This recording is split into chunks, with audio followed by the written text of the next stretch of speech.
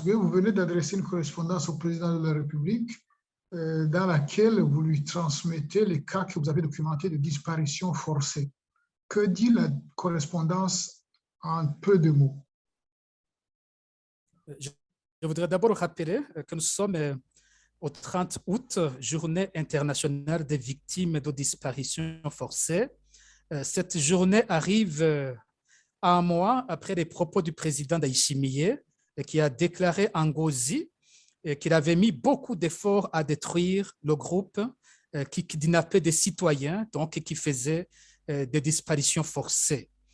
Dans notre correspondance que nous venons de lui envoyer, d'abord, nous avons salué ce changement de ton dans le discours du président. Quand il est arrivé, il disait qu'il n'y avait pas de disparition forcée au Burundi, mais cette fois-ci, il commence à reconnaître l'existence des disparitions forcées et l'implication des forces de sécurité dans les disparitions forcées c'est très positif.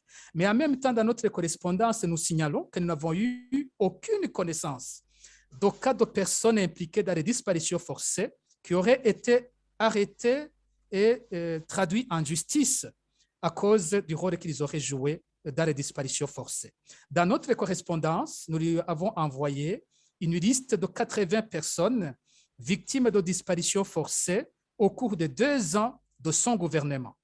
Et nous avons montré que malheureusement, en comparant les 2 ans du régime Ndayishimiye aux 2 dernières années du régime Nkurunziza, nous constatons une augmentation de près de 40% des cas de disparition forcée sous le gouvernement Ndayishimiye. Ce qui signifie qu'en réalité, il n'y a pas à célébrer, il n'y a pas à se réjouir. Ce régime a fait disparaître encore beaucoup de citoyens, puisque nous le faisions Nkurunziza à la fin de son régime.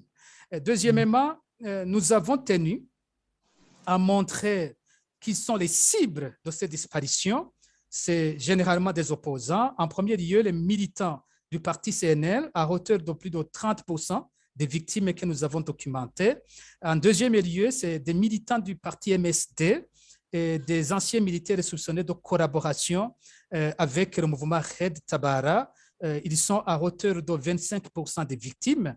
En troisième lieu, c'est des personnes récemment libérées grâce à la grâce présidentielle de mars 2021, des opposants et des militaires.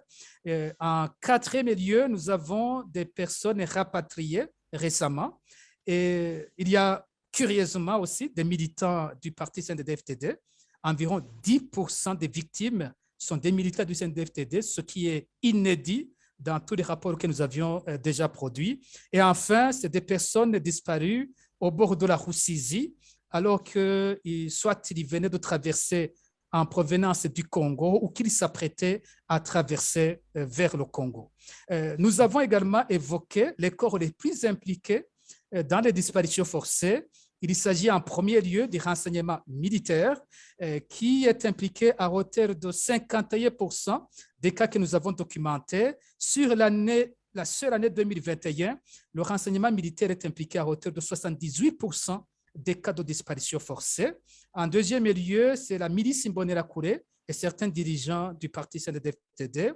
Troisième lieu, c'est le service national de renseignement. Ici, nous notons une évolution. Avant, c'est le SNR qui était le premier corps impliqué dans les disparitions forcées, notamment sous le régime Nkurunziza, mais nous constatons que le SNR est de moins en moins impliqué dans les disparitions forcées.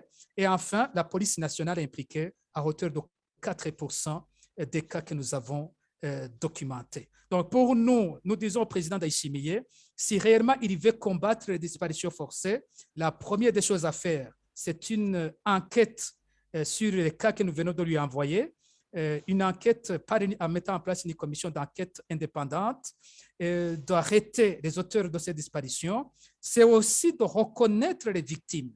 On ne peut pas combattre les disparitions forcées quand on ne reconnaît pas les victimes des disparitions forcées.